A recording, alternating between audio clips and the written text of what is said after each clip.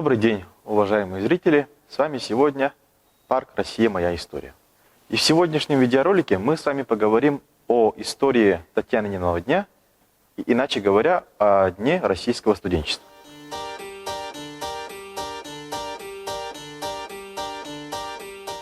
Если же начинать с истории данного праздника, а именно с его религиозного аспекта, стоит, конечно же, вспомнить, почему он называется Татьяниным днем.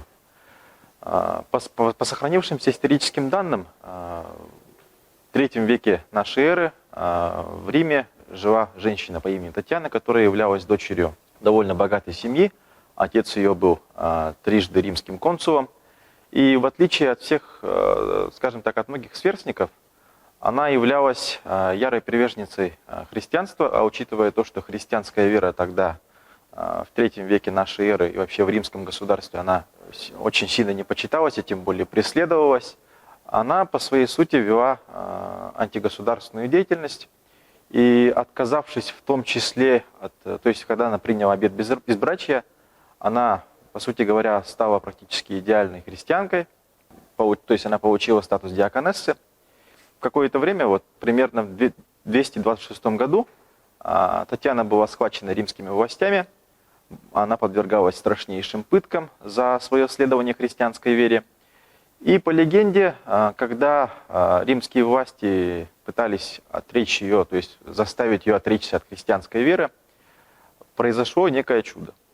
После того, как она якобы вознесла свою молитву Иисусу Христу, то место, в котором она находилась, это был храм Аполлона, там началось землетрясение, и частично этот храм был разрушен. Все это согласно сохранившимся легендам. И также по этой же легенде сказано, что после каждого вознесения Христу она обращала в христианскую веру, в том числе и своих карателей, то есть тех людей, которых она пытала. Некоторые из этих карателей также были римскими властями казнены. То есть в процессе, когда римские власти пытались заставить ее отречься от христианства, происходило немало таких чудес, вплоть до того, что даже когда ее опустили ко львам, львы лизали ее ноги. Но в конце концов все-таки терпению пришел конец, когда римляне заточили Татьяну вместе с ее отцом в храм Зевса. А когда они пришли в этот храм уже вознести уже свою хвалу богу Зевсу, они обнаружили то, что частично статуя Зевса была разрушена, и уже после этого Татьяна была со своим отцом казнена, то есть им отрубили голову. И с этого момента в христианстве Татьяна почитается как мученица, как ярая приверженница христианства и как защитница. Но если так посмотреть, ее почитают как и в принципе и в православии, и в католичестве. Но больше всего ее, скорее всего, почитают именно в православии, потому что имя Татьяна, оно именно начало широко распространяться среди восточных славян. Это была такая вот часть религиозная, почему, в принципе, этот день называется Татьяниным днем.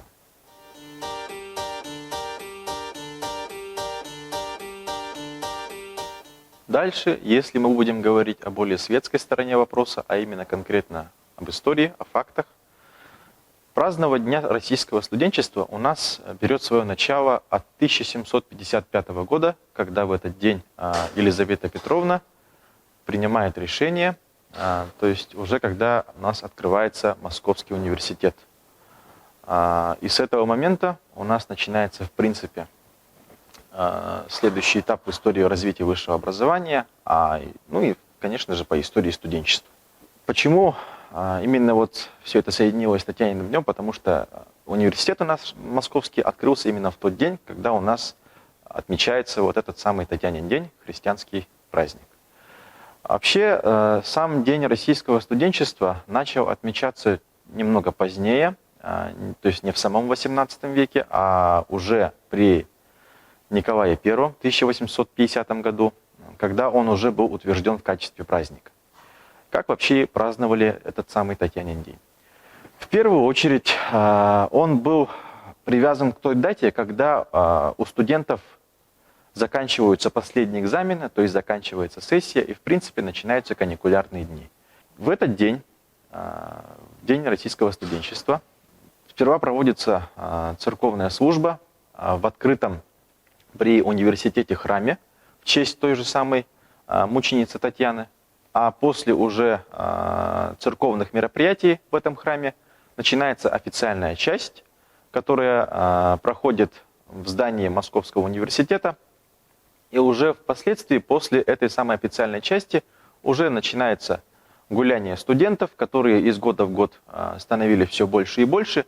Как правило, студенты в этот день посещают различные увеселительные заведения, рестораны, различные харчевни, где они, буквально говоря, празднуют до утра. Это в своих источниках подтверждает в том числе Антон Павлович Чехов.